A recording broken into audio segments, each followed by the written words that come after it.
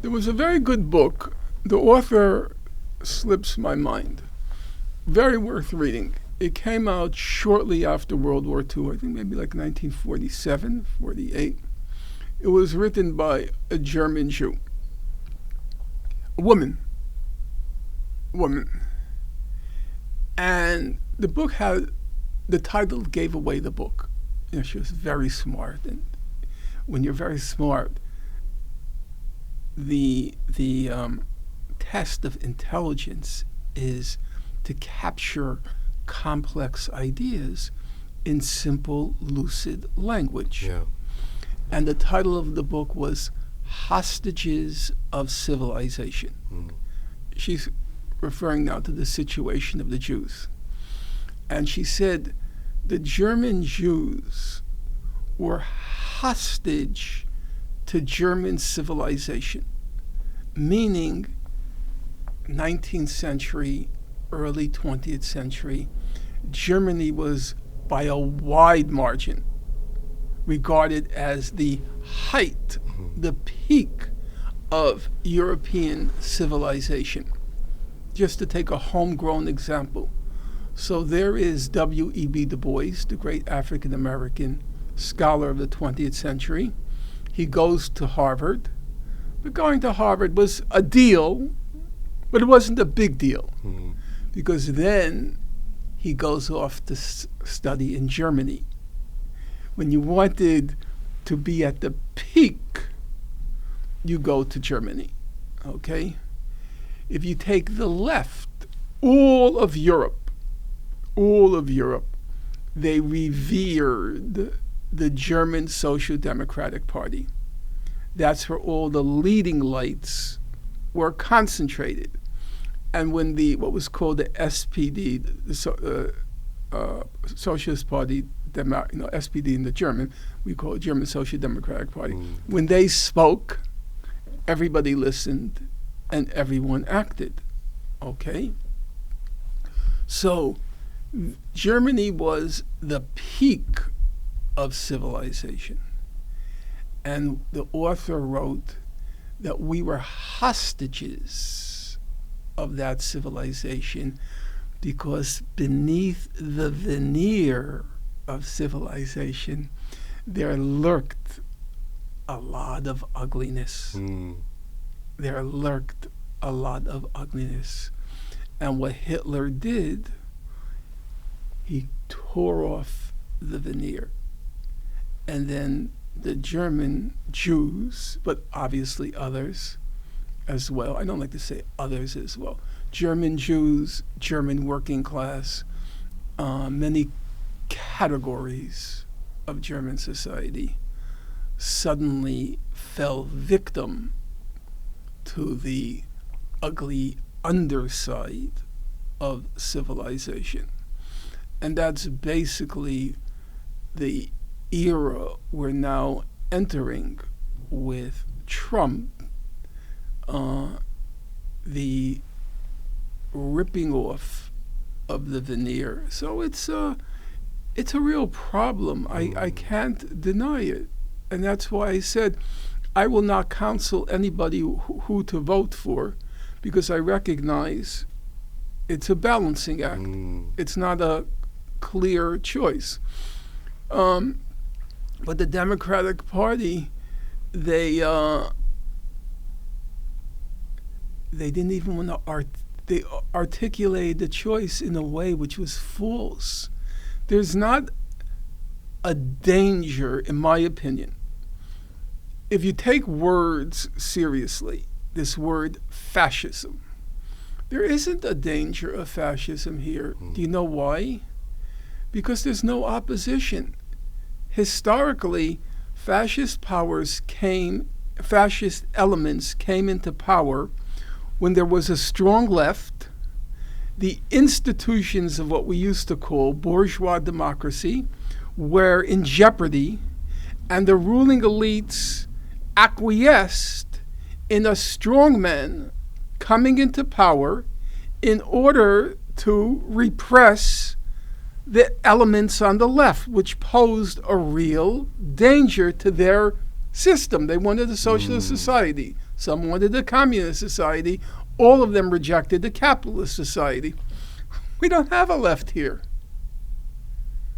So we don't need, if you take people in the Supreme Court, people like Justice Roberts. I've studied Roberts because I teach Supreme Court law. Okay, Justice Roberts, Justice Gorsuch, Justice Alito. They love our institutions. They're in love with our Constitution.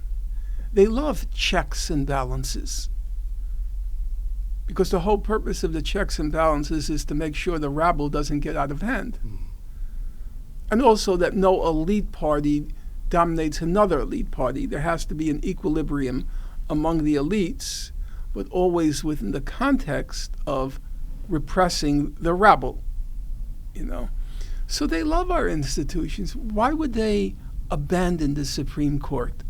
Right now they have 6 justices. They're not going to abandon it. Now Trump has the Senate. He has the House of Representatives. Why do you need a strongman? Why do you need an authoritarian leader? They already control all the institutions. But sorry to have to report this, that's how our bourgeois democracy operates.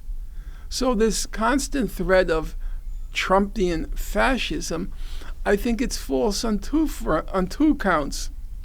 First of all, it's unnecessary because there's no left to fight against. And second of all, they can get everything they want within our system already. They control the Supreme Court. They control the Republican Party, democratically elected. The Supreme Court justices were constitutionally chosen. So then why do you need fascism? If you understand the term and you're not just using it as an epithet, as people like AOC, who's a certifiable airhead, as they use it, it's totally gratuitous. So I think on those counts, it was a scaremongering.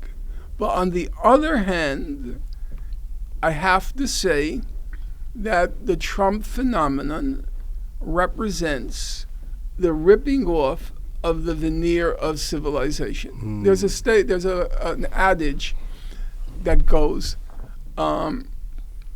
hypocrisy is the compliment that vice pays to virtue. You get that?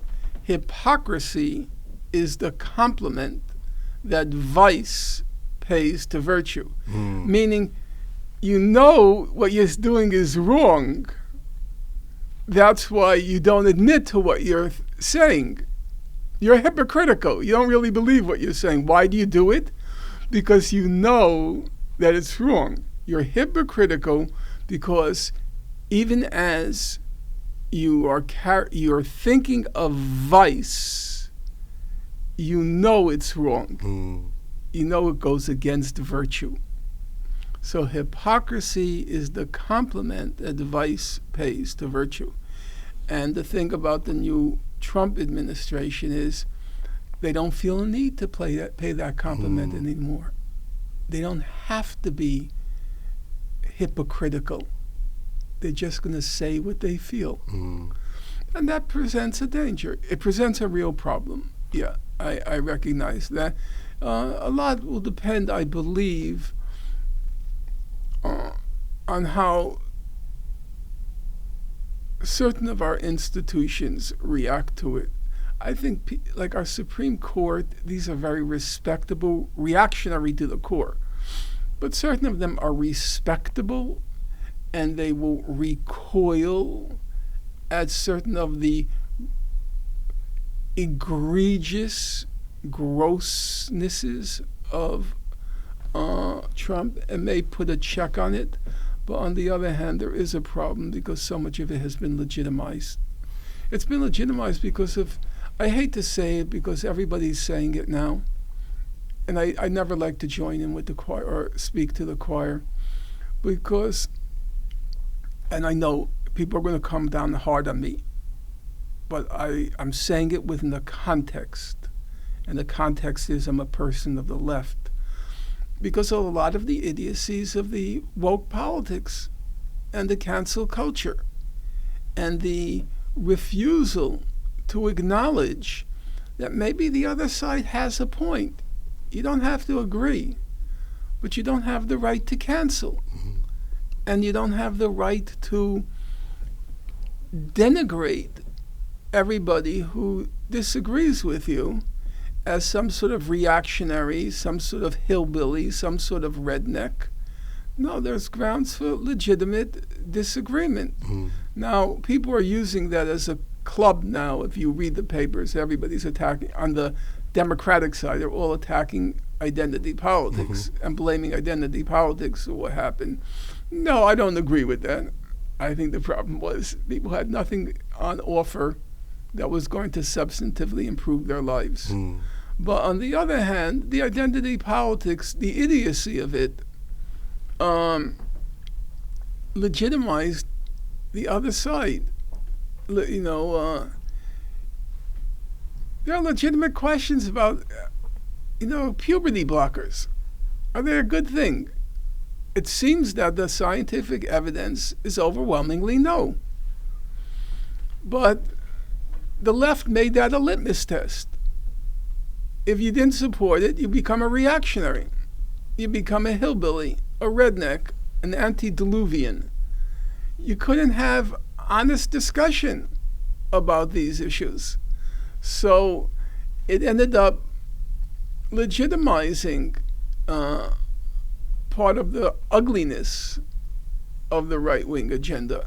I don't believe the whole right-wing agenda is ugly. I don't even...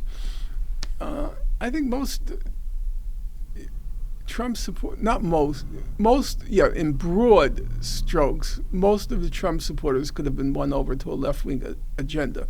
The core, no.